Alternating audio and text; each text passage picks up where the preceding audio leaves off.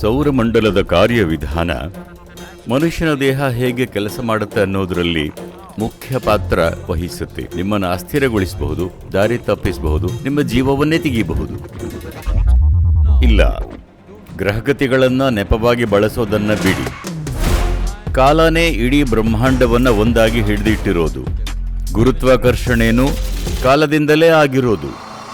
ಇದನ್ನು ಅರ್ಥ ಮಾಡಿಕೊಳ್ಳೋದು ಕಷ್ಟ ಅನಿಸಿದ್ರೆ, ಭೂಮಿ ಚಪ್ಪಟೆಯಾಗಿದೆ ಅಂತ ಜಗತ್ತು ಅಂದ್ಕೊಂಡಿದ್ದಾಗ ಟೆಲಿಸ್ಕೋಪ್ ಇಲ್ಲದೇನೆ ಇವರಿಗೆ ಇದೆಲ್ಲ ಗೊತ್ತಿತ್ತು. ನಾವು ಬರೀ ದಿನಗಳನ್ನಲ್ಲ, ಬ್ರಹ್ಮಾಂಡದ ಜ್ಯಾಮಿತಿಯನ್ನೇ ಗುರುತಿಸೋ ಒಂದು ಕ್ಯಾಲೆಂಡರ್ನ ಮಾಡಿದ್ವಿ.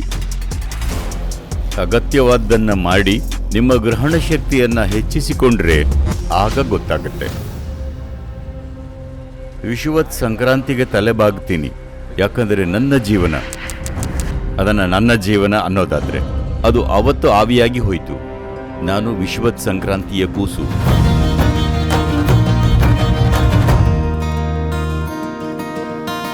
ನಮಸ್ಕಾರಂ. Welcome to 360. ನಾವು ಏನನ್ನು ಸಮಯ ಅಂತೀವೋ ಅದರ ಬಗ್ಗೆ ನೋಡೋಣ. ಖಚಿತವಾಗಿ ಹೇಳಬೇಕಂದ್ರೆ,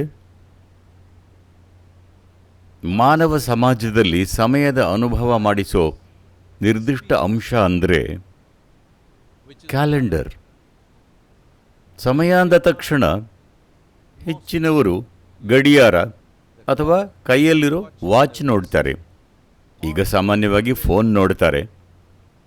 ಹೌದು, ಸಮಯದ ಒಂದು ವಿಷಯ ಅಂದರೆ ಅದು ಬೇರೆ ಬೇರೆ ಪುನರಾವರ್ತನೆ ಲೆಕ್ಕ ಹಾಕೋ ಒಂದು ಅಳತೆಗೋಲು. ಪ್ರಕೃತಿಯ ಪುನರಾವರ್ತನೆ ಮತ್ತು ಮನುಷ್ಯ ಮಾಡಿಕೊಂಡಿರೋ ಪುನರಾವರ್ತನೆ.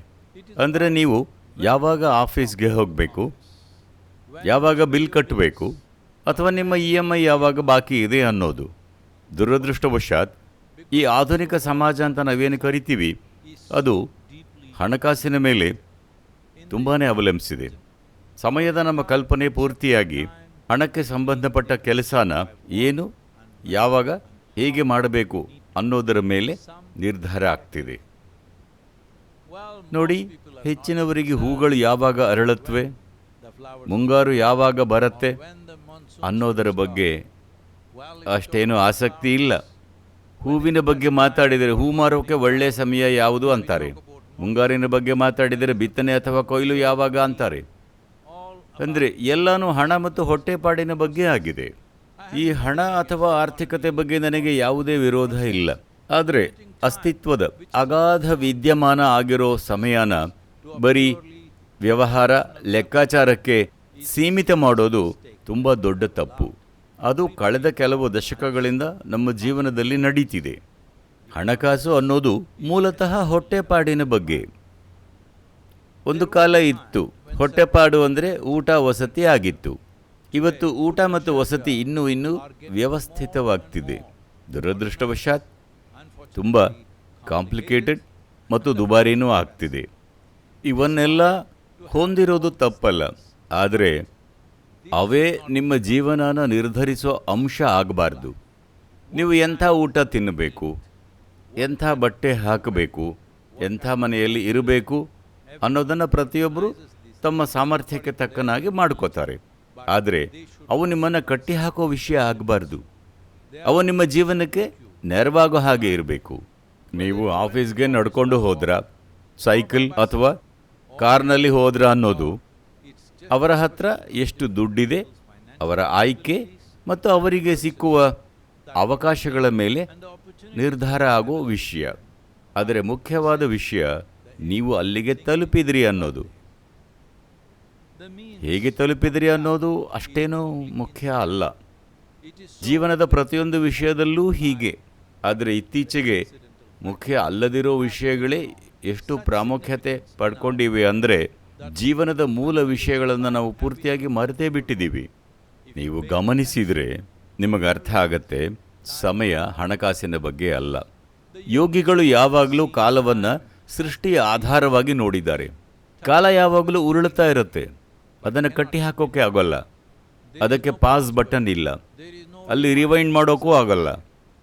ಕಾಲವೇ ಇಡೀ ಬ್ರಹ್ಮಾಂಡವನ್ನು ಒಂದಾಗಿ ಹಿಡಿದಿಟ್ಟಿರೋದು. ಗುರುತ್ವಾಕರ್ಷಣೆ ಕೂಡ ಕಾಲದಿಂದಲೇ ಆಗಿರೋದು. ಅದು ಕಾಲ ಆಕಾಶದ ನಡುವಿನ ಸಂಬಂಧನ ನಿಭಾಯಿಸೋ ಶಕ್ತಿ. ಕಾಲ ಅಥವಾ ಟೈಮ್ ವ್ಯಕ್ತಗೊಳ್ಳೋಕೆ ಅವಕಾಶ ಕೊಡುತ್ತೆ. ನಾನು ನಿಮಗೆ ಸುಮಾರು ಸಲ ಹೇಳಿದ್ದೀನಿ, ಸಮಯದ ಅನುಭವ ಟಾಯ್ಲೆಟ್ ಬಾಗಿಲಿನ ಯಾವ ಕಡೆ ಇದ್ದೀರಿ ಅನ್ನೋದ್ರ ಮೇಲೆ ಇರುತ್ತೆ. ಒಳಗಿರೋರು ಜಸ್ಟ್ 1 ಸೆಕೆಂಡ್ ಅಂತಾರೆ, ಆದರೆ ನಿಮ್ಮ ಅನುಭವದಲ್ಲಿ ಆ 1 ಸೆಕೆಂಡ್ ಯುಗದ ಹಾಗೆ ಇರುತ್ತೆ.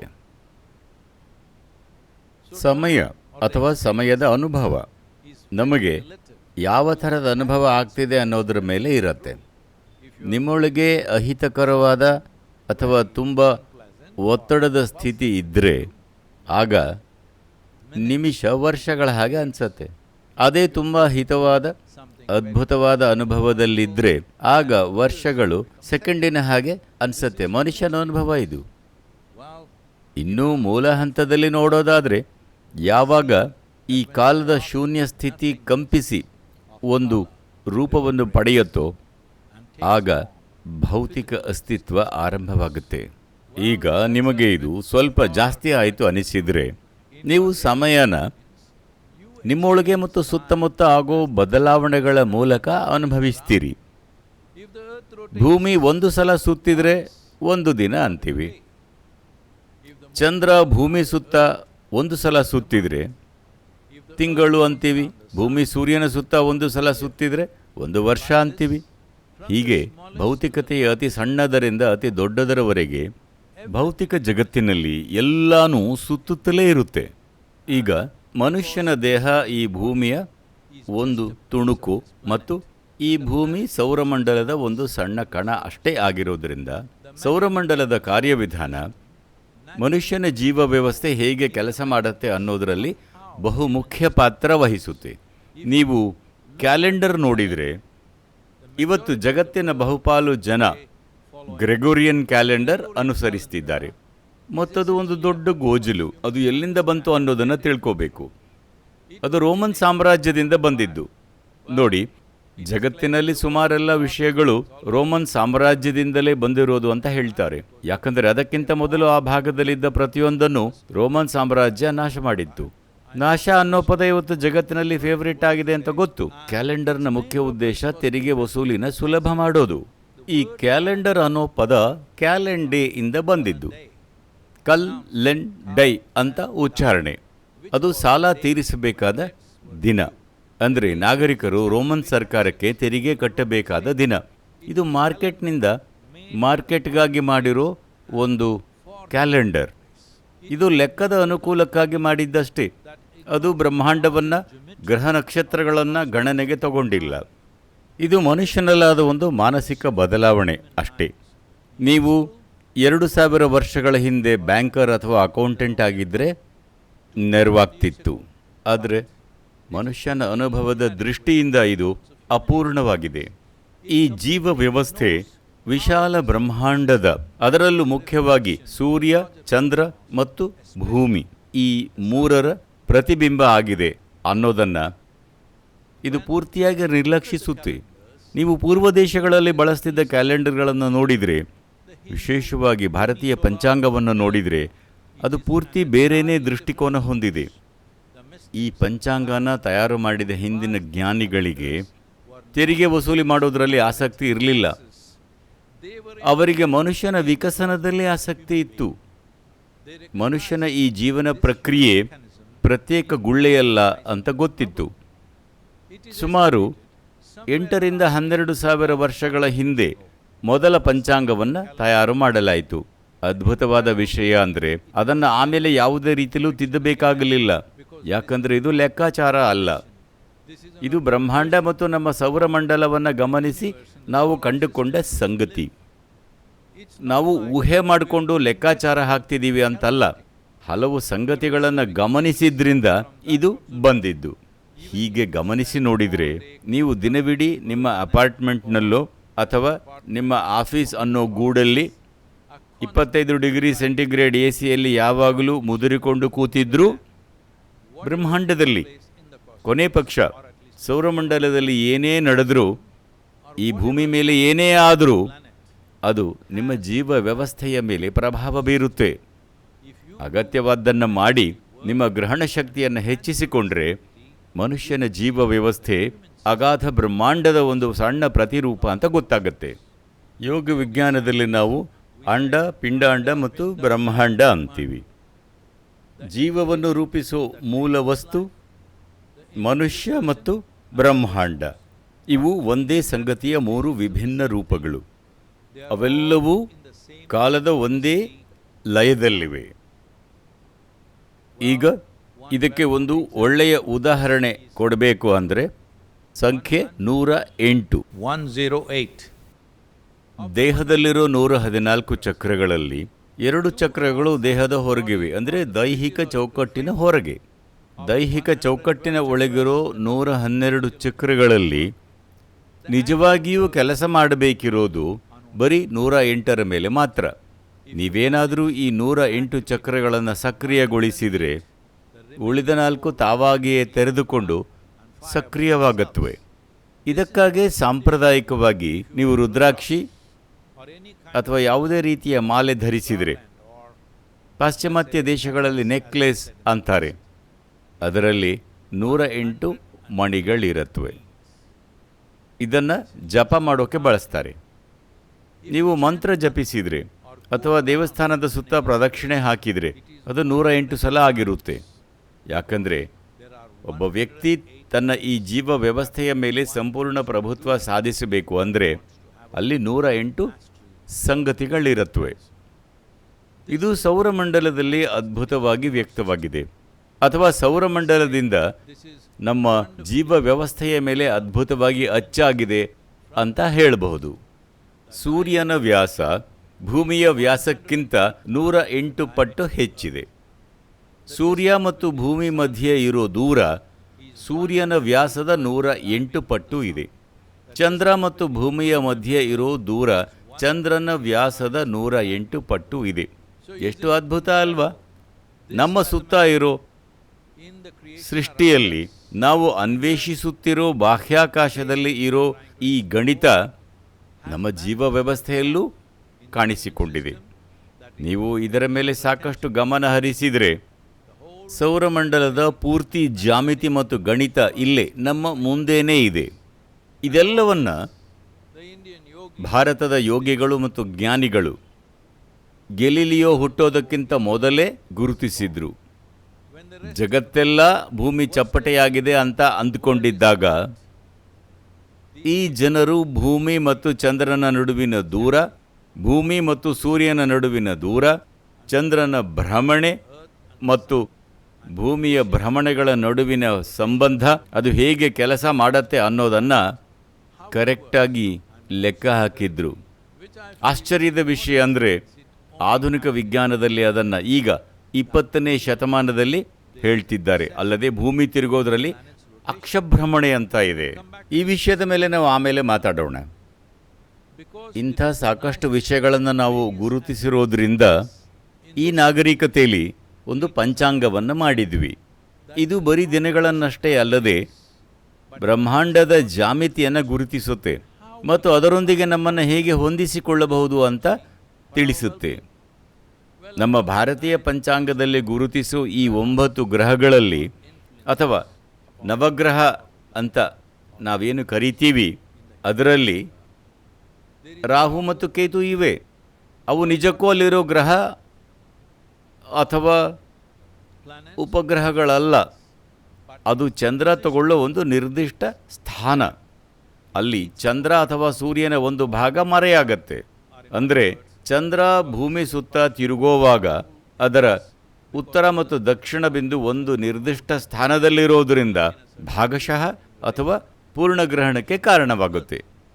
ಹಾಗಾಗಿ ರಾಹು ಇದೆ, ಅಂದರೆ ಪ್ರತಿದಿನ ರಾಹುಕಾಲ ಇರುತ್ತೆ. ಈಗ ಸಾಕಷ್ಟು ಜನರು ಮೂಢನಂಬಿಕೆಗೆ ಬಲಿಯಾಗಿದ್ದಾರೆ. ಈಗ ರಾಹುಕಾಲ, ಅದಕ್ಕೆ ನಾನು ಏನೂ ಮಾಡಲ್ಲ ಅಂತಾರೆ. ಇದು ಅದರ ಬಗ್ಗೆ ಅಲ್ಲ. ನೀವು ಮಾಡೋ ಅಥವಾ ಮಾಡದೇ ಇರೋ ಪ್ರತಿಯೊಂದು ವಿಷಯಕ್ಕೂ ಗ್ರಹ ನಕ್ಷತ್ರಗಳನ್ನು ದೂಷಿಸಬೇಡಿ. ಜೀವನದಲ್ಲಿ ಏನೋ ಎಡವಟ್ಟಾದರೆ ಅದಕ್ಕೆ ಗ್ರಹಗಳ ಸ್ಥಾನ ಕಾರಣ ಅಲ್ಲ. ಇದು ಬ್ರಹ್ಮಾಂಡದಲ್ಲಿ ಆಗ್ತಿರೋ ಪ್ರತಿಯೊಂದಕ್ಕೂ ಸ್ಪಂದಿಸೋ ನಿಮ್ಮ ಸಾಮರ್ಥ್ಯನ ಹೆಚ್ಚಿಸಿಕೊಳ್ಳೋದರ ಬಗ್ಗೆ. ಅದರ ಅರಿವಿದ್ರೆ ಮಾತ್ರ ನೀವು ಸ್ಪಂದಿಸೋಕೆ ಸಾಧ್ಯ. ನೀವು ಸ್ಪಂದಿಸಿದ್ರೆ ರಿಯಾಕ್ಟ್ ಮಾಡೋದಲ್ಲ. ರೆಸ್ಪಾಂಡ್ ಮಾಡಿದರೆ ಜೀವನದಲ್ಲಿ ಎದುರಾಗೋ ಪರಿಸ್ಥಿತಿಗಳನ್ನು ಹೇಗೆ ಸಲೀಸಾಗಿ ನಿಭಾಯಿಸಬಹುದು ಅನ್ನೋದನ್ನು ನೋಡಬಹುದು.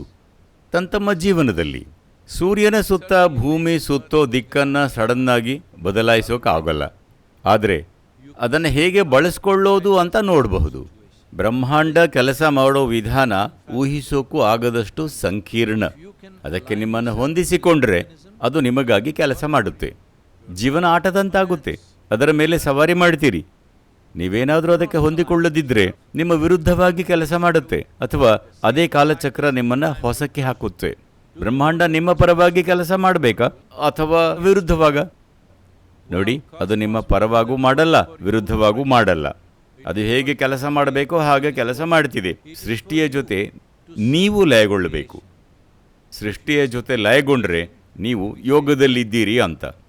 ನಿಮ್ಮನ್ನು ನೀವೇ ಯೋಗ್ ಅಂದರೆ ನೊಗಕ್ಕೆ ಹೊಂದಿಸಿದಿರಿ. ನಿಮ್ಮನ್ನು ನೀವು ಸೃಷ್ಟಿ ಜೊತೆ, ಸಾಧ್ಯವಾದರೆ ಸೃಷ್ಟಿಯ ಮೂಲದ ಜೊತೆ ಹೊಂದಿಸಿಕೊಂಡ್ರಿ ಅಂತ.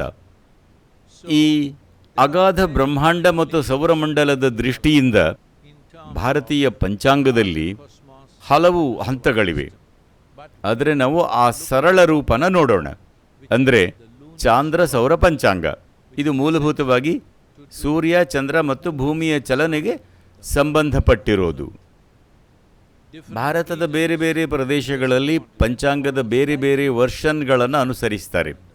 ತಮಿಳು ಜನರು ಪೂರ್ತಿಯಾಗಿ ಸೌರ ಪಂಚಾಂಗನ ಅನುಸರಿಸ್ತಾರೆ. ದೇಶದ ಇತರೆ ಭಾಗಗಳಲ್ಲಿ ಚಾಂದ್ರ ಸೌರ ಪಂಚಾಂಗನ ಬಳಸಲಾಗುತ್ತೆ. ಚಾಂದ್ರಮಾನ ಪಂಚಾಂಗ ಚಂದ್ರನ ಚಕ್ರಗಳ ಪ್ರಕಾರ ಇರುತ್ತೆ. ಸೌರ ಪಂಚಾಂಗ ಭೂಮಿಯ ಜೊತೆ ಸೂರ್ಯನಿಗಿರೋ ಸಂಬಂಧನ ಪರಿಗಣಿಸುತ್ತೆ. ಅಥವಾ ಚಾಂದ್ರ ಸೌರ ಪಂಚಾಂಗ ಚಂದ್ರ ಮತ್ತು ಸೌರಚಕ್ರ ಎರಡನ್ನೂ ಪರಿಗಣಿಸಿ ಮಾಡಿರೋದು. ಈಗ ಇವೆಲ್ಲವೂ ಕೂಡ ಚಲಿಸ್ತಿರೋದ್ರಿಂದ ವರ್ಷ, ತಿಂಗಳು ಮತ್ತು ದಿನದ ಬೇರೆ ಬೇರೆ ಸಮಯಗಳಲ್ಲಿ ಯಾವ ರೀತಿಯ ಪ್ರಭಾವ ಬೀರುತ್ತೆ ಅಂತ ಲೆಕ್ಕ ಹಾಕೋದು ತುಂಬಾ ಜಟಿಲವಾಗುತ್ತೆ. ಯಾಕಂದರೆ ಇಲ್ಲಿ ಚಂದ್ರ ಮತ್ತು ಸೌರಚಕ್ರಗಳೆರಡನ್ನೂ ಪರಿಗಣಿಸ್ತಾರೆ. ಹಾಗಾಗಿ ಇದು ಹೆಚ್ಚು ನಿಖರ ಅಂತ ಹೇಳ್ತೀನಿ. ನಮ್ಮ ಜೀವನದ ಹಲವಾರು ಅಂಶಗಳನ್ನು ಪರಿಗಣಿಸುತ್ತೆ. ಸಂಸ್ಕೃತದಲ್ಲಿ ಇದನ್ನು ಪಂಚಾಂಗಂ ಅಂತಾರೆ. ದಕ್ಷಿಣ ಭಾರತದಲ್ಲಿ ಪಂಚಾಂಗ ಮತ್ತು ಹಿಂದಿ ಭಾಷಿಕರು ಪಂಚಾಂಗ್ ಅಂತಾರೆ. ಪಂಚಾಂಗ ಅಂದರೆ ಪಂಚ ಅಂಗಗಳು ಅಥವಾ 5 ಅಂಗಗಳಿರೋದು ಅಂತ ಅರ್ಥ. ಮೊದಲ ಅಂಗ ತಿಥಿ ಅಂದರೆ ಚಾಂದ್ರಮಾನ ದಿನ.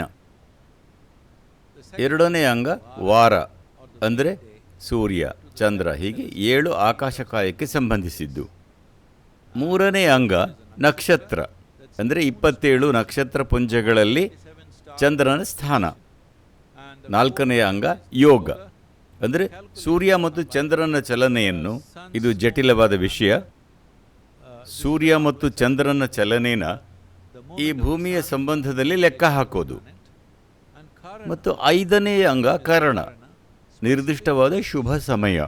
ವ್ಯಕ್ತಿ ತನ್ನ ಜೀವನದ ಬೇರೆ ಬೇರೆ ಕರ್ಮಗಳನ್ನು ಮಾಡೋಕ್ಕೆ, ಒಳ್ಳೆ ಫಲಕ್ಕಾಗಿ ಅಥವಾ ಉತ್ತಮ ಕೆಲಸಕ್ಕೆ ತಮ್ಮನ್ನು ಸಶಕ್ತವಾಗಿಸಿಕೊಳ್ಳೋದಕ್ಕೆ ಒಂದೊಳ್ಳೆ ನಿರ್ದಿಷ್ಟ ಸಮಯ.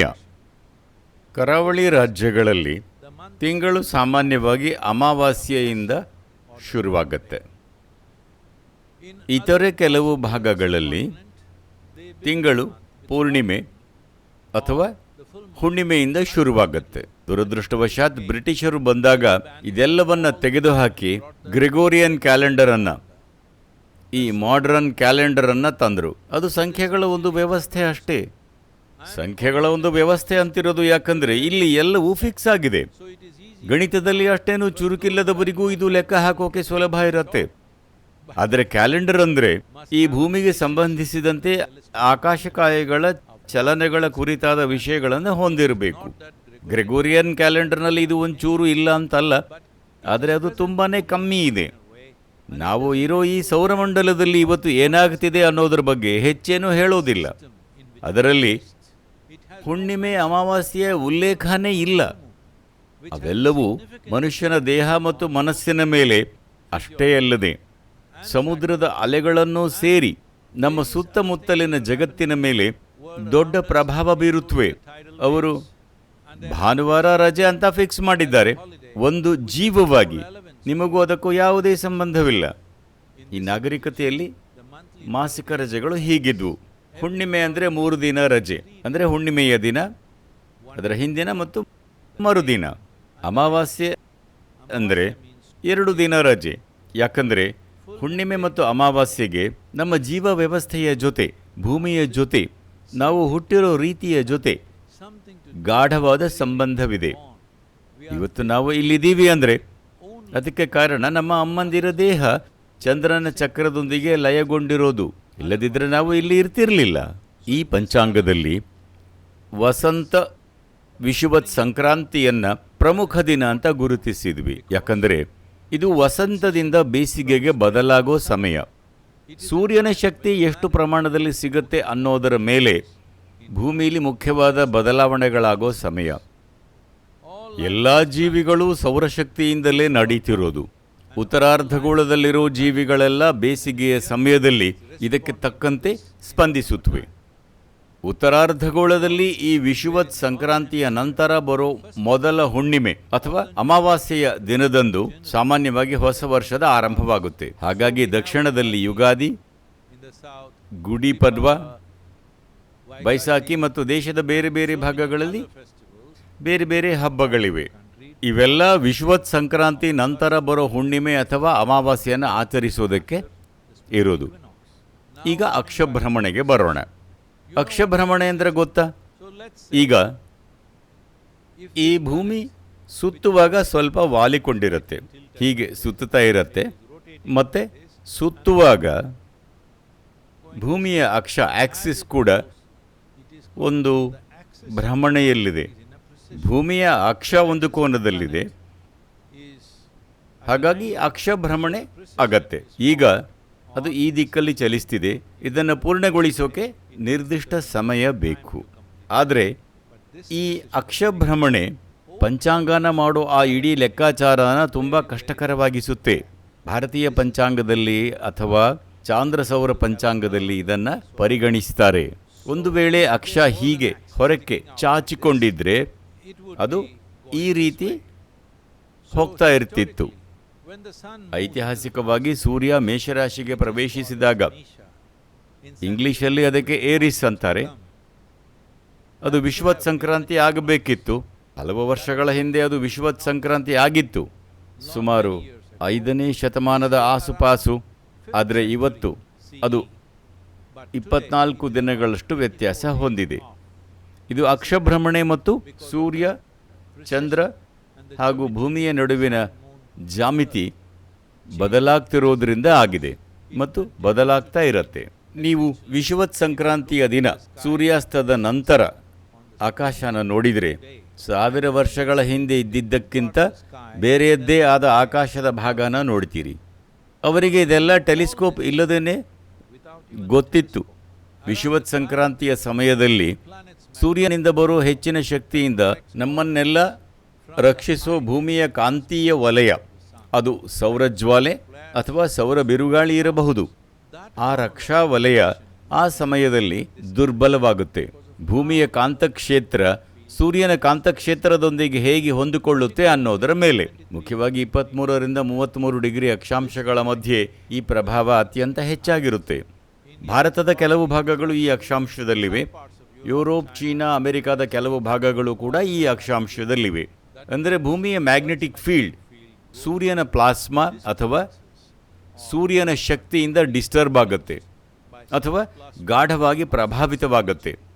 ಹಾಗಾಗಿ ನಾವು ಇದನ್ನು ಮರಿಬಾರದು. ಈ 23ರಿಂದ 33 ಡಿಗ್ರಿ ಅಕ್ಷಾಂಶವಿರೋ ಭೂಮಿಯ ಈ ಪ್ರದೇಶದಲ್ಲಿ ಅತಿ ಹೆಚ್ಚು ಅಭಿವೃದ್ಧಿ ಆಗಿರೋದು. ಯಾಕಂದರೆ ಇಲ್ಲಿ ಸೂರ್ಯನ ಶಕ್ತಿ ಸಮೃದ್ಧವಾಗಿ ಸಿಗತ್ತೆ. ಸೌರಶಕ್ತಿನೇ ನಮ್ಮೆಲ್ಲರಿಗೂ ಮತ್ತು ಭೂಮಿಯ ಮೇಲಿರೋ ಎಲ್ಲ ಜೀವಸಂಕುಲಕ್ಕೆ ಅತ್ಯಂತ ಶಕ್ತಿಯುತವಾದ ಮೂಲಾಧಾರ.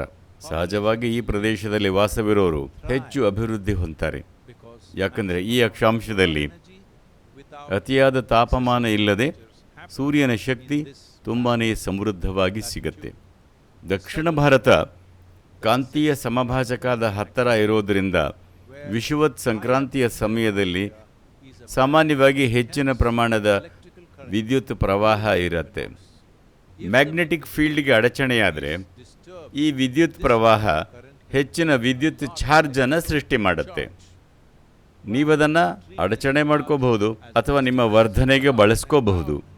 ಈ ವಿಷುವತ್ ಸಂಕ್ರಾಂತಿಗೆ ತಲೆಬಾಗ್ತೀನಿ, ಯಾಕಂದರೆ ನಾನು ಇದರಿಂದಾನೇ ಮಾಡಲ್ಪಟ್ಟವನು. ನನ್ನ ಜೀವನ ಅನ್ನೋದಾದರೆ, ಯಾಕಂದರೆ 1982 ಶರತ್ಕಾಲದ ವಿಷುವತ್ ಸಂಕ್ರಾಂತಿಗಿಂತ ಮೊದಲು ನಾನೇನಾಗಿದ್ದೆನೋ ಆ ನಾನು ಅವತ್ತು ಆವಿಯಾಗಿ ಹೋಯಿತು. ಮತ್ತು ನಾನು ಈ ವಿಷುವತ್ ಸಂಕ್ರಾಂತಿಯ ಕೂಸು. ನಾನು ಇದಕ್ಕಿಂತ ಒತ್ತಿ ಹೇಳೋಕ್ಕಾಗೋಲ್ಲ. ನನ್ನ ಪಾಲಿಗೆ ಎಲ್ಲಾನು ಇದರ ಸುತ್ತಾನೇ ಇರೋದು. ಇದನ್ನು ಅರ್ಥ ಮಾಡಿಕೊಳ್ಳಿ. ನಿಮ್ಮ ದೇಹದ ಪ್ರತಿ ಮುಖ್ಯ ಕೆಲಸನೂ ನಡೆಯೋದು ಮೂಲತಃ ವಿದ್ಯುತ್ ಪ್ರವಾಹ ಅಥವಾ ಎಲೆಕ್ಟ್ರಿಕ್ ಚಾರ್ಜ್ನಿಂದಲೇ. ಹೃದಯದ ಬಡಿತದಿಂದ ಹಿಡಿದು ಮೆದುಳಿನಲ್ಲಿ ಉಂಟಾಗೋ ಆಲೋಚನೆವರೆಗೆ ಎಲ್ಲವೂ ಚಾರ್ಜ್ ಆಗಿರೋ ಅಯಾನುಗಳ ಚಲನೆಯಿಂದಲೇ ನಡೀತಿರುತ್ತೆ. ಕ್ಯಾಲ್ಶಿಯಂ, ಸೋಡಿಯಂ, ಪೊಟ್ಯಾಷಿಯಂ ಮತ್ತು ಮೆಗ್ನೀಷಿಯಂ ನಿಮ್ಮ ಜೀವಕೋಶಗಳ ಮೂಲಕ ಚಲಿಸುತ್ತೆ. ಅಯಾನುಗಳು ಅನ್ನೋದು ಎಲೆಕ್ಟ್ರಿಕ್ ಚಾರ್ಜ್ ಹೊಂದಿರೋ ಅಣುಗಳು.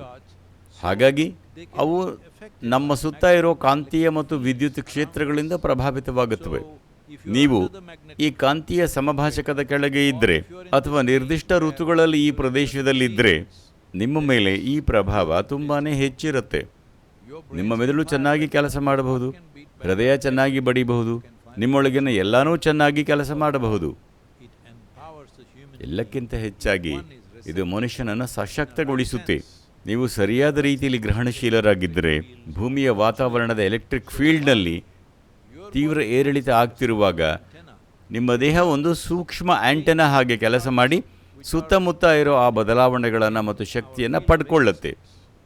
ಜೀವ ವ್ಯವಸ್ಥೆ ಇದಕ್ಕೆ ತಯಾರಿಲ್ಲದಿದ್ದರೆ ಆಗ ಈ ಬದಲಾವಣೆಗಳು ಅಯಾನುಗಳನ್ನು ಬಲವಂತವಾಗಿ ನಿಮ್ಮ ನ್ಯೂರಾನ್ಗಳಿಗೆ ಸೇರೋ ಹಾಗೆ ಮಾಡಬಹುದು. ಆಗ ಮೆದುಳು ಅತಿಯಾಗಿ ಉದ್ರೇಕಗೊಳ್ಳುತ್ತೆ. ಜನರಿಗೆ ಇದು ಮೈಗ್ರೇನ್, ತಲೆ ಸುತ್ತೋದು, ಕಿರಿಕಿರಿ ಅಥವಾ ವಿಚಿತ್ರವಾದ ಭಾವನೆಗಳಾಗಿ ಅನುಭವಕ್ಕೆ ಬರುತ್ತೆ. ಅಥವಾ ನೀವಿದನ್ನು ಸರಿಯಾದ ರೀತಿಯಲ್ಲಿ ಸ್ವೀಕರಿಸಿದರೆ ಅದು ನಿಮ್ಮ ವೃದ್ಧಿಗೆ ಕಾರಣವಾಗುತ್ತೆ. ಯೋಗ ವ್ಯವಸ್ಥೆ ಅಂದರೆ ಅದು ಜಾಮಿತಿಯ ವ್ಯವಸ್ಥೆ. ಅದು ನಿಮ್ಮ ಜಾಮಿತಿಯನ್ನು ಸೃಷ್ಟಿಯ ವಿಶಾಲ ಜಾಮಿತಿಯ ಜೊತೆ ಜೋಡಿಸೋ ಬಗ್ಗೆ. ಅದು ಆಯಿತು ಅಂದರೆ ಈ ಪ್ಲಾಸ್ಮಾ, ಸೌರ ಪ್ಲಾಸ್ಮಾ ಮತ್ತು ವಿದ್ಯುತ್ ಚಾರ್ಜ್ಗಳಂತಹ ನೈಸರ್ಗಿಕ ವಿದ್ಯಮಾನಗಳು ನಿಮ್ಮ ಜೀವನವನ್ನು ವೃದ್ಧಿಸೋ ಹಾಗೆ ಮಾಡುತ್ತೆ. ನೋಡಿ, ಜನ ಯಾವಾಗಲೂ ಇವತ್ತು ಮೂಡ್ ಚೆನ್ನಾಗಿಲ್ಲ ಅಂತ ಮಾತಾಡ್ತಿರ್ತಾರೆ. ಇಲ್ಲ, ನಿಮ್ಮ ಹುಚ್ಚಾಟಗಳಿಗೆ ಗ್ರಹವನ್ನು ನೆಪವಾಗಿ ಬಳಸಬೇಡಿ. ಇಂಗ್ಲೀಷಲ್ಲಿ ಹುಚ್ಚಾಟಕ್ಕೆ ಲೂನೆಸಿ ಅಂತಾರೆ. ಲೂನಾ ಅಂದರೆ ಚಂದ್ರ. ಜನ ಚಂದ್ರನನ್ನು ದೂಷಿಸ್ತಾರೆ. ಸುಂದರವಾದ ಚಂದ್ರ ನಿಮ್ಮ ಹುಚ್ಚಾಟಕ್ಕೆ ಕಾರಣ ಅಲ್ಲ, ಆಗಲೂ ಬೇಕಿಲ್ಲ. ಅದು ನಿಮ್ಮನ್ನು ಸಶಕ್ತವಾಗಿಸಬೇಕು. ಆ ಶಕ್ತಿಯನ್ನು ಹೇಗೆ ಬಳಸಿಕೊಳ್ಳಬೇಕು ಅಂತ ನಿಮಗೆ ಗೊತ್ತಿಲ್ಲದಿದ್ದರೆ ಅದು ನಿಮ್ಮನ್ನು ಅಸ್ಥಿರಗೊಳಿಸಬಹುದು, ದಾರಿ ತಪ್ಪಿಸಬಹುದು, ಹಲವು ರೀತಿಯಲ್ಲಿ ಜೀವವನ್ನೇ ತೆಗಿಬಹುದು. ಈಗ ಅಯಾನುಗಳು ಸೋರಿ ನಿಮ್ಮ ಮೆದುಳು ಅತಿಯಾಗಿ ಪ್ರಚೋದಿತವಾಗಬಹುದು. ಆದರೆ ಅದನ್ನು ಸರಿಯಾಗಿ ಸ್ವೀಕರಿಸೋದು ಮತ್ತು ಈ ಸೃಷ್ಟಿಯಲ್ಲಿ ಬದುಕೋಕೆ ಯೋಗ್ಯವಾಗೋ ಹಾಗೆ ನಿಮ್ಮನ್ನು ರೂಪಿಸಿಕೊಳ್ಳೋದು ನಿಮ್ಮ ಜವಾಬ್ದಾರಿ. ಸೃಷ್ಟಿ ನಮಗೆ ಬೇಕಾದ ಹಾಗೆ ಇರುವಂತೆ ಸರಿಪಡಿಸೋದಲ್ಲ. ಸೃಷ್ಟಿಯಲ್ಲಿ ಬದುಕೋಕೆ ಯೋಗ್ಯರಾಗೋ ಹಾಗೆ ನಿಮ್ಮನ್ನು ರೂಪಿಸಿಕೊಳ್ಳಿ. ಪ್ರತಿಯೊಬ್ಬರೂ ಅದೇ ಪ್ರಮಾಣದಲ್ಲಿ ಪ್ರಭಾವಿತರಾಗಲ್ಲ. ನಾನು ಯಾವತ್ತೂ ಇದರ ಬಗ್ಗೆ ತಲೆ ಕೆಡಿಸಿಕೊಳ್ಳಲ್ಲ. ಸೂರ್ಯ ಎಲ್ಲಿದ್ದಾನೆ, ಚಂದ್ರ ಎಲ್ಲಿದ್ದಾನೆ ಅಂತ ನೋಡೋಲ್ಲ. ನನ್ನೊಳಗೆ ಏನಾಗಬೇಕು ಅನ್ನೋದನ್ನು ನಾನೇ ನಿರ್ಧರಿಸೋ ರೀತಿಲಿ ಇಟ್ಕೊಂಡಿದ್ದೀನಿ.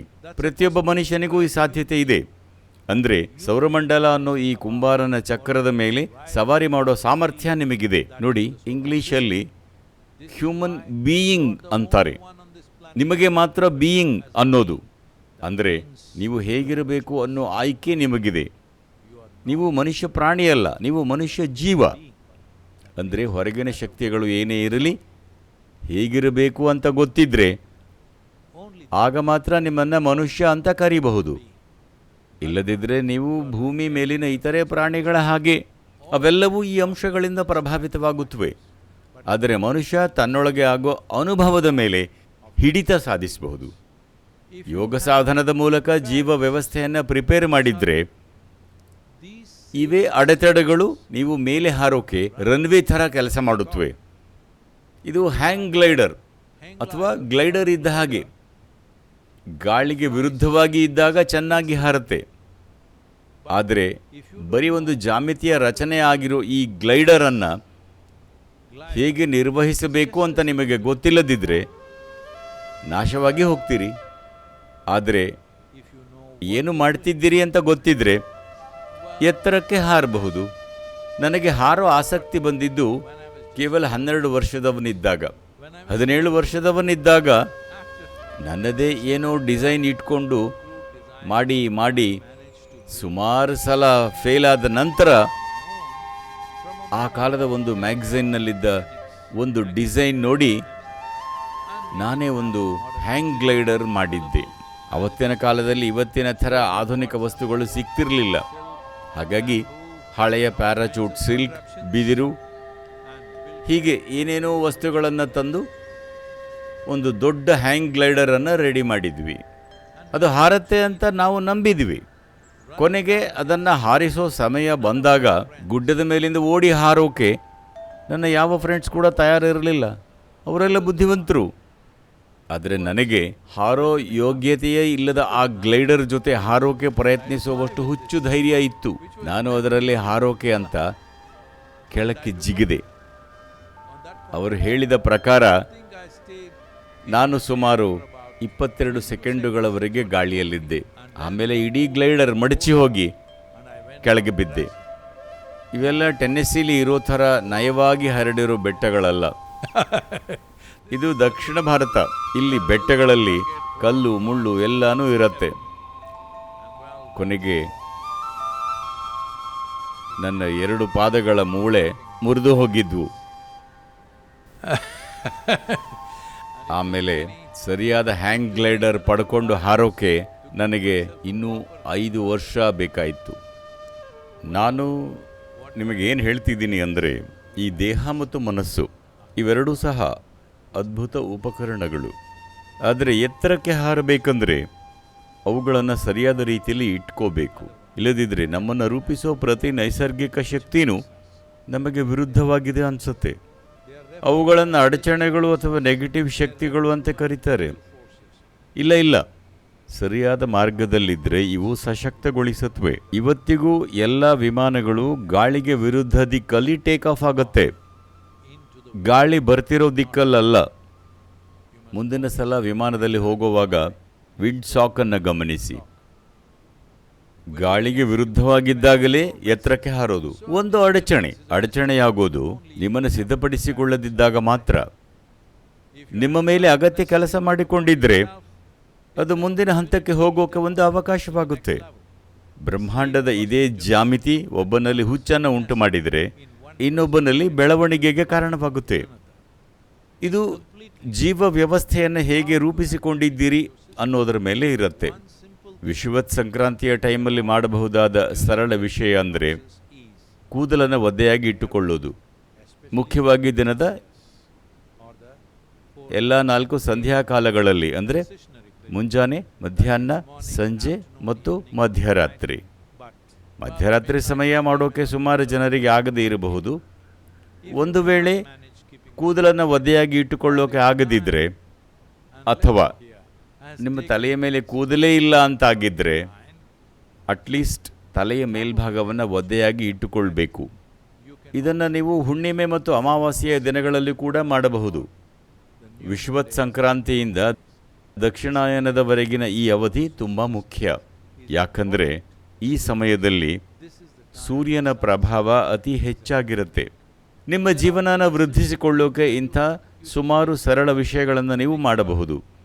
ಈಗ ಉದಾಹರಣೆಗೆ, ದಕ್ಷಿಣ ಭಾರತದಲ್ಲಿ 1-2 ದಶಕಗಳ ಹಿಂದೆ, 20-30 ವರ್ಷದ ಹಿಂದೆ ಹೊರಗೆ ಕೆಲಸ ಮಾಡೋ ಜನರನ್ನು ನೋಡಿದರೆ, ಮುಖ್ಯವಾಗಿ ಬಿಸಿಲಿನಲ್ಲಿ ಕೆಲಸ ಮಾಡೋ ರೈತರು ಮತ್ತು ಕಾರ್ಮಿಕರು, ಈ ಅವಧಿಯಲ್ಲಿ ಚೈತ್ರ ಮಾಸದಲ್ಲಿ ಬರೋ ಹುಣ್ಣಿಮೆಯ ನಂತರ, ಅದನ್ನು ನಮ್ಮ ಕಡೆ ಚಿತ್ರ ಪೂರ್ಣಿಮೆ ಅಂತಾನೂ ಕರೀತಾರೆ, ಈ ದಿನದಿಂದ ಬೇಸಿಗೆಯ ಆಯನ ಸಂಕ್ರಾಂತಿಯವರೆಗೆ ಹೊಲಕ್ಕೆ ಹೋಗುವಾಗ ಸಾಮಾನ್ಯವಾಗಿ ದಕ್ಷಿಣ ಭಾರತದ ಯಾವ ರೈತನೂ ಸಹ ತಲೆಯ ಮೇಲೆ ಹರಳೆಣ್ಣೆಯನ್ನು ಹಚ್ಚಿಕೊಳ್ಳದೆ ಹೋಗ್ತಿರಲಿಲ್ಲ. ಯಾಕಂದರೆ ಎಣ್ಣೆಯನ್ನು ಹಚ್ಚೋದ್ರಿಂದ ತಲೆ ದಿನವಿಡೀ ಒದ್ದೆಯಾಗಿ ಇರುತ್ತೆ. ನೀರು ಹಾಕಿದರೆ 10 ನಿಮಿಷದಲ್ಲಿ ಹೋಗುತ್ತೆ. ಹಾಗಾಗಿ ರೈತರು ಹೊಲಕ್ಕೆ ಹೋಗುವಾಗ ಹರಳೆಣ್ಣೆ ಹಚ್ಚಿಕೊಳ್ಳೋದು ತುಂಬ ಸಾಮಾನ್ಯವಾಗಿತ್ತು. ರೈತರು ತಲೆಗೆ ಹರಳೆಣ್ಣೆ ಹಚ್ಚಿಕೊಳ್ಳುತ್ತಿದ್ದರು. ಇದು ಕರ್ನಾಟಕದಲ್ಲೂ ತುಂಬ ಸಾಮಾನ್ಯ ಆಗಿತ್ತು. ಇದನ್ನು ನಾನು ನನ್ನ ಹೊಲದಲ್ಲೂ ನೋಡಿದ್ದೀನಿ. ಕೆಲಸಗಾರರು ತಲೆಗೆ ಹರಳೆಣ್ಣೆ ಹಚ್ಚಿಕೊಳ್ಳದೆ ಬರ್ತಿರಲಿಲ್ಲ. ಅದಕ್ಕೆ ಈ ಸಂಸ್ಕೃತಿಯಲ್ಲಿ ಹಬ್ಬಗಳನ್ನು ಕೂಡ ತಾವು ಹೇಗಿದ್ದಾರೋ ಹಾಗೆ ರೂಪಿಸಿದ್ದಾರೆ. ಎಲ್ಲ ಭಾರತೀಯ ಹಬ್ಬಗಳು ಪಂಚಾಂಗ ಆಧಾರಿತವಾದ್ದು, ನಂಬಿಕೆ ಆಧಾರಿತವಲ್ಲ. ಸೂರ್ಯ, ಚಂದ್ರ, ಭೂಮಿ ಹೇಗೆ ಲಯಗೊಂಡಿವೆ ಅನ್ನೋದರ ಬಗ್ಗೆ, ಆ ದಿನ ಏನಾಗ್ತಿದೆ ಅನ್ನೋದನ್ನು ಗಮನಿಸಿ ಪ್ರಕ್ರಿಯೆಗಳನ್ನು ರೂಪಿಸಿದ್ದಾರೆ. ಜನರು ಹೇಗೆ ಅದರಲ್ಲಿ ತೊಡಗಿಕೊಳ್ತಾರೆ ಅಂದರೆ ಆ ಶಕ್ತಿಗಳಿಂದ ಕೆಟ್ಟ ಪ್ರಭಾವ ಆಗದೆ ಒಳಿತನ್ನು ಪಡ್ಕೊಳ್ಳೋ ಹಾಗೆ. ಯಾಕಂದರೆ ಪ್ರತಿಯೊಬ್ಬ ಮನುಷ್ಯನೂ ಅಷ್ಟೊಂದು ಸ್ಥಿರವಾಗಿರುವುದಿಲ್ಲ. ಸರಿಯಾದ್ದನ್ನು ಮಾಡಿಕೊಳ್ಳದಿದ್ದರೆ ಕೆಟ್ಟದು ಆಗಬಹುದು. ಯಾವುದನ್ನು ಒಬ್ಬರು ಸುಲಭವಾಗಿ ದಾಟ್ತಾರೋ ಅದಕ್ಕೆ ಇನ್ನೊಬ್ಬರು ಕಷ್ಟಪಡಬಹುದು. ಹಾಗಾಗಿ ಅನೇಕ ಸರಳ ವಿಷಯಗಳನ್ನು ಹೇಳಲಾಗಿದೆ. ಉದಾಹರಣೆಗೆ, ಆಯಾ ಋತುವಿನ ಹಣ್ಣು ಮತ್ತು ತರಕಾರಿಗಳನ್ನು ತಿನ್ನೋದು ತುಂಬ ಮುಖ್ಯ. ಯಾಕಂದರೆ ಏನು ತಿಂತೀರಿ ಅನ್ನೋದು ಹೇಗೆ ಉಸಿರಾಡ್ತೀರಿ ಅನ್ನೋವಷ್ಟೇ ಮುಖ್ಯ. ಈಗ ದಕ್ಷಿಣ ಭಾರತದಲ್ಲಿ ಈ ಸಮಯದಲ್ಲಿ ಜನರು ಇದನ್ನು ತಿಂತಾರೆ. ಆಂಧ್ರದಲ್ಲಿ ಅದಕ್ಕೆ ಲಕ್ಷ್ಮೀ ಚಾರು ಅಂತಾರೆ, ತಮಿಳಲ್ಲಿ ಪಳೆಯ ಸಾದು ಅಂತಾರೆ, ಕರ್ನಾಟಕದಲ್ಲಿ ಕೂಳು ಅಂತಾರೆ. ಇವು ನಿಮ್ಮ ದೇಹನ ತಂಪು ಮಾಡುತ್ತೆ ಮತ್ತು ಇದರಲ್ಲಿ ವಿಟಮಿನ್ B12 ಸಮೃದ್ಧವಾಗಿದೆ. ಸೂರ್ಯನ ತಾಪ ತುಂಬ ತೀವ್ರವಾಗಿರುವಾಗ ತಂಪು ಮಾಡೋ ಮತ್ತು ವಿಟಮಿನ್ B12 ಇರೋ ಆಹಾರ ನಿಜಕ್ಕೂ ತುಂಬಾ ಮುಖ್ಯ. ಇದನ್ನು ಅವರು ತುಂಬ ಹಿಂದೆಯೇ ಕಂಡುಕೊಂಡಿದ್ದರು ಮತ್ತು ಇತ್ತೀಚಿನವರೆಗೂ ಇದನ್ನು ಕಟ್ಟುನಿಟ್ಟಾಗಿ ಪಾಲಿಸ್ತಿದ್ರು. ಆದರೆ ಇವತ್ತು ನೀವು ನ್ಯೂಜಿಲೆಂಡ್ ಹಣ್ಣುಗಳನ್ನು ಅಥವಾ 3 ತಿಂಗಳ ಹಿಂದೆ ಮಾಡಿದ ಇಟಲಿಯ ಪಾಸ್ತಾ ತಿನ್ನೋಕ್ಕೆ ಬಯಸ್ತೀರಿ. ನನಗೆ ಆ ಆಹಾರಗಳ ಬಗ್ಗೆ ಅಥವಾ ಆ ದೇಶಗಳ ಬಗ್ಗೆ ವಿರೋಧ ಇಲ್ಲ. ಬೇಕಾದ್ದನ್ನು ಆಯ್ಕೆ ಮಾಡೋ ಸ್ವಾತಂತ್ರ್ಯ ಇರೋದು ಒಳ್ಳೆಯದೇ. ಆದರೆ ಯಾವುದು ಹೆಚ್ಚು ಹಿತವಾದ್ದು ಅನ್ನೋದನ್ನು ನೋಡಬೇಕು. ಯಾವಾಗಲೂ ಅಪರೂಪಕ್ಕೆ ಒಮ್ಮೆ ಬೇರೆ ದೇಶದಿಂದ ಬರೋ ಆಹಾರ ಹಣ್ಣುಗಳನ್ನು ತಿನ್ನೋದು ಪರವಾಗಿಲ್ಲ. ಆದರೆ ಮುಖ್ಯವಾದ ವಿಷಯ ಏನೆಂದರೆ ಏನು ಸೇವಿಸ್ತೀರಿ ಅನ್ನೋದು ನಿಮ್ಮ ಯೋಗಕ್ಷೇಮಕ್ಕೆ ಮೂಲಾಧಾರ ಅನ್ನೋದನ್ನು ಅರ್ಥ ಮಾಡಿಕೊಳ್ಬೇಕು. ಭಾರತೀಯ ಪಂಚಾಂಗದಲ್ಲಿ ವರ್ಷವನ್ನು 2 ಭಾಗ ಮಾಡಿದ್ದಾರೆ. ಡಿಸೆಂಬರ್ನಿಂದ ಜೂನ್ವರೆಗಿನ ಅವಧಿಯನ್ನು ಉತ್ತರಾಯಣ ಅಂತ ಕರೀತಾರೆ. ಉತ್ತರದ ಕಡೆ ಪಯಣ ಅಂದರೆ ಸೂರ್ಯ ಪ್ರತಿದಿನ ಸ್ವಲ್ಪ ಉತ್ತರದ ಕಡೆ ಚಲಿಸ್ತಾನೆ. ಅಂದರೆ ಪ್ರತಿದಿನ ಸೂರ್ಯೋದಯ ಸ್ವಲ್ಪ ಉತ್ತರದ ಕಡೆಗೆ ಆಗುತ್ತೆ. ಜೂನ್ನಿಂದ ಡಿಸೆಂಬರ್ವರೆಗಿನ ಅವಧಿಯನ್ನು ದಕ್ಷಿಣಾಯನ ಅಂತಾರೆ. ಅಂದರೆ ದಕ್ಷಿಣದ ಕಡೆಗೆ ಪಯಣ. ಸೂರ್ಯ ದಕ್ಷಿಣದ ಕಡೆಗೆ ಚಲಿಸೋಕೆ ಶುರು ಮಾಡ್ತಾನೆ. ಯೋಗ ಸಂಪ್ರದಾಯದಲ್ಲಿ ಉತ್ತರಾಯಣವನ್ನು ಕೊಯ್ಲಿನ ಸಮಯ ಅಂತ ನೋಡ್ತಾರೆ. ಅಂದರೆ ಕೃಷಿ ಮತ್ತು ಆಧ್ಯಾತ್ಮಿಕ ಬೆಳವಣಿಗೆಯಲ್ಲೂ ಕೂಡ ಇದನ್ನು ಕೈವಲ್ಯಪಾದ ಅಂತಾರೆ. ದಕ್ಷಿಣಾಯನವನ್ನು ನಿಮ್ಮ ಮೇಲೆ ನೀವು ಕೆಲಸ ಮಾಡೋ ಸಮಯ ಅಂದರೆ ಸಾಧನ ಪಾದ ಅಂತ ಕರೀತಾರೆ. ಆಧ್ಯಾತ್ಮಿಕ ವಿಷಯಗಳ ಹೊರತಾಗಿ ಆರೋಗ್ಯದ ದೃಷ್ಟಿಯಿಂದಲೂ ಹಲವು ಅಂಶಗಳಿವೆ. ನಿಮ್ಮ ಚಯಾಪಚಯ ಕ್ರಿಯೆ, ಗ್ರಂಥಿಗಳ ಕಾರ್ಯ, ರೋಗ ನಿರೋಧಕ ಶಕ್ತಿ ಇವೆಲ್ಲನೂ ವರ್ಷದ ಬೇರೆ ಬೇರೆ ಸಮಯಗಳಲ್ಲಿ ಬೇರೆ ಬೇರೆ ಥರ ಕೆಲಸ ಮಾಡುತ್ತವೆ. ಹಲವು ಅಧ್ಯಯನಗಳ ಪ್ರಕಾರ ಕಂಡುಬಂದಿದ್ದೇನೆಂದರೆ ಉತ್ತರಾಯಣದ ಸಮಯದಲ್ಲಿ ಮೆದುಳಿನಲ್ಲಿ ನ್ಯೂರಾನ್ಗಳ ಬೆಳವಣಿಗೆ ಮತ್ತು ಅವುಗಳ ನಡುವೆ ಆಗೋ ಸಂಪರ್ಕ ಹೆಚ್ಚಾಗಿರುತ್ತೆ. ದಕ್ಷಿಣಾಯನದಲ್ಲಿ ಶುದ್ಧೀಕರಣದ ಕಡೆಗೆ ಹೊರಳುತ್ತೆ. ಅಂದರೆ ಅದು ಮೆದುಳಿನ ಕ್ಲೀನಪ್ ಹಂತದ ಕಡೆಗೆ ಮುಖ ಮಾಡುತ್ತೆ. ಇದೆಲ್ಲವನ್ನ ಉತ್ತರಾರ್ಧಗೋಳದ ದೃಷ್ಟಿಯಿಂದ ಹೇಳಲಾಗ್ತಿದೆ. ಯಾಕಂದರೆ ಬಹಳ ಕಾಲದಿಂದಲೂ ಸಹ ಅತಿ ಹೆಚ್ಚು ಜನಸಂಖ್ಯೆ ಉತ್ತರಾರ್ಧಗೋಳದಲ್ಲೇ ಇದೆ. ಇದನ್ನೆಲ್ಲ ಗಮನದಲ್ಲಿಟ್ಟುಕೊಂಡು ನಾವು ಹಬ್ಬಗಳ ಮೂಲಕ ಅನೇಕ ಪ್ರಕ್ರಿಯೆಗಳನ್ನು ರೂಪಿಸಿದ್ವಿ, ನೈಸರ್ಗಿಕ ಬದಲಾವಣೆಗಳ ಲಾಭ ಪಡ್ಕೊಳ್ಳೋ ಹಾಗೆ. ಉದಾಹರಣೆಗೆ ಧನುರ್ಮಾಸ ತಗೊಳ್ಳಿ. ಇದು ದಕ್ಷಿಣಾಯನದ ಕೊನೆಯಲ್ಲಿ ಡಿಸೆಂಬರ್ 16ರ ಸುಮಾರಿಗೆ ಶುರುವಾಗುತ್ತೆ. ಧನುರ್ಮಾಸ ಸ್ಥಿರತೆ ಮತ್ತು ಸಮತೋಲನ ತರೋ ಸಮಯ. ಇದಕ್ಕಾಗಿ ಅನೇಕ ಅಭ್ಯಾಸಗಳನ್ನು ಮಾಡಬಹುದು. ಅಂದರೆ ಸೂರ್ಯೋದಯಕ್ಕೂ ಮೊದಲು ತಣ್ಣೀರು ಸ್ನಾನ ಮಾಡಬೇಕು ಅಂತ ನಾವು ಹೇಳಿದ್ದೀವಿ. ಮುಖ್ಯವಾಗಿ ಬ್ರಾಹ್ಮಿ ಮುಹೂರ್ತದಲ್ಲಿ ನೀವು ತಣ್ಣೀರು ಸ್ನಾನ ಮಾಡಿದಾಗ ರಕ್ತನಾಳಗಳು, ಮುಖ್ಯವಾಗಿ ದೇಹದಾದ್ಯಂತ ಚರ್ಮದ ಕೆಳಗಿರೋ ರಕ್ತನಾಳಗಳು ಸಂಕುಚಿತಗೊಳ್ಳುತ್ತವೆ. ಇದರಿಂದ ದೇಹದ ಉಷ್ಣಾಂಶ ಹೊರಗೆ ಹೋಗದಂತೆ ಉಳಿಯುತ್ತೆ. ಈ ಸಂಕುಚಿತಗೊಳ್ಳೋದು ಮತ್ತು ವಿಸ್ತರಿಸೋದು ಚಟುವಟಿಕೆಗಳ ಜೊತೆ ಸಹಜವಾಗೇ ಆಗತ್ತೆ. ಆಗ ರಕ್ತನಾಳಗಳು ಫ್ಲೆಕ್ಸಿಬಲ್ ಆಗತ್ವೆ. ರಕ್ತದೊತ್ತಡವನ್ನು ಕಾಪಾಡಿಕೊಳ್ಳೋಕೆ ಮತ್ತು ರಕ್ತ ಸಂಚಾರಕ್ಕೆ ಇದು ತುಂಬ ಮುಖ್ಯ. ಇದನ್ನು ಬರೀ ಒಂದು ದಿನ ಮಾಡಿದರೆ ಅದು ದೇಹಕ್ಕೆ ಶಾಕ್ ನೀಡುತ್ತೆ ಹೊರತು ಶಾಶ್ವತ ಬದಲಾವಣೆ ತರಲ್ಲ. ಅದಕ್ಕಾಗಿ ಇದನ್ನು ಒಂದು ಮಂಡಲ ಅಂದರೆ 40ರಿಂದ 48 ದಿನಗಳ ಕಾಲ ಮಾಡಬೇಕು ಅಂತ ಹೇಳ್ತೀವಿ. ನೀವಿದನ್ನು ಒಂದು ಮಂಡಲದವರೆಗೆ ಮಾಡಿದರೆ ನಿಮ್ಮ ರಕ್ತ ಸಂಚಾರದ ವ್ಯವಸ್ಥೆಯನ್ನು ಸುಧಾರಿಸುತ್ತೆ. ಇಂತಹ ಅನೇಕ ಆರೋಗ್ಯದ ವಿಚಾರಗಳಿವೆ. ಆದರೆ ಆರೋಗ್ಯದ ಎಲ್ಲ ವಿಷಯಗಳ ಬಗ್ಗೆ ಹೇಳಲ್ಲ, ಯಾಕಂದರೆ ನಾವು ಮಾತಾಡ್ತಿರೋದು ಜೀವನದ ವಿದ್ಯಮಾನದ ಬಗ್ಗೆ, ಬರೀ ಆರೋಗ್ಯದ ಬಗ್ಗೆ ಅಲ್ಲ.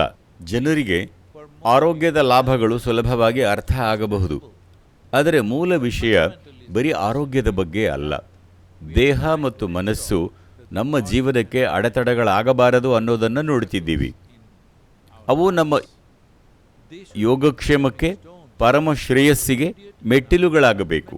ಅದರ ಒಂದು ಭಾಗವಾಗಿ ನಮಗೆ ಆರೋಗ್ಯ ಬೇಕು, ಹರ್ಷೋಲ್ಲಾಸ ಬೇಕು, ಬುದ್ಧಿಯ ಚುರುಕುತನ ಬೇಕು. ಆದರೆ ಇವೇ ಅಂತಿಮ ಗುರಿಯಲ್ಲ. ಒಬ್ಬ ಮನುಷ್ಯನಾಗಿ ಅಸ್ತಿತ್ವದ ಆಳವಾದ ಆಯಾಮಗಳನ್ನು ಅನ್ವೇಷಿಸೋಕೆ ಇವುಗಳನ್ನು ಬಳಸಿಕೊಳ್ಳಬೇಕು. ಮಾನವ ಜೀವನ ಬರೀ ಹೊಟ್ಟೆಪಾಡಲ್ಲೇ ಮುಗಿದು ಹೋಗಲ್ಲ. ಹೊಟ್ಟೆಪಾಡನ್ನು ನೋಡಿಕೊಂಡ ನಂತರನೇ ನಿಜವಾದ ಜೀವನ ಶುರುವಾಗೋದು. ಎಲ್ಲಕ್ಕಿಂತ ಮುಖ್ಯವಾಗಿ ನೀವು ಒಬ್ಬ ಮನುಷ್ಯ ಆಗಿದ್ದರೆ ನಕ್ಷತ್ರ ಮತ್ತು ಗ್ರಹಗಳು ಜೀವನದ ನಿಮ್ಮ ಅನುಭವನ ನಿರ್ಧರಿಸಬೇಕಿಲ್ಲ.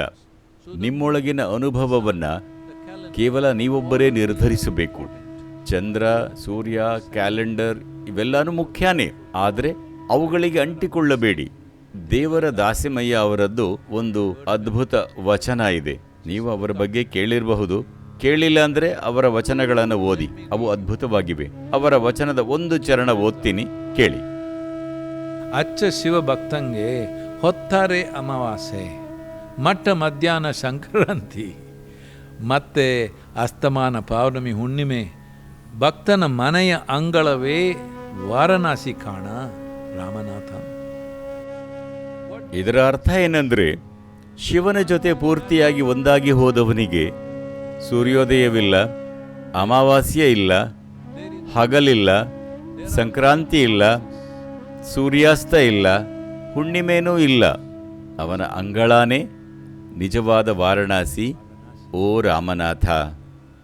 ಅಂದರೆ ಒಬ್ಬ ಯೋಗಿಗೆ, ಅಂದರೆ ಯಾರು ಕಾಲದೊಂದಿಗೆ ಒಂದಾಗಿದ್ದಾನೋ, ಸೃಷ್ಟಿಯ ಮೂಲ ಅಂಶಗಳಾದ ಕಾಲ ಮತ್ತು ಆಕಾಶ, ನಾವದನ್ನೇ ಶಿವ ಅನ್ನೋದು, ಅಂಥವರು ಈ ಗ್ರಹಗತಿಗಳ ಪ್ರಭಾವನ ಮೀರಿರ್ತಾರೆ.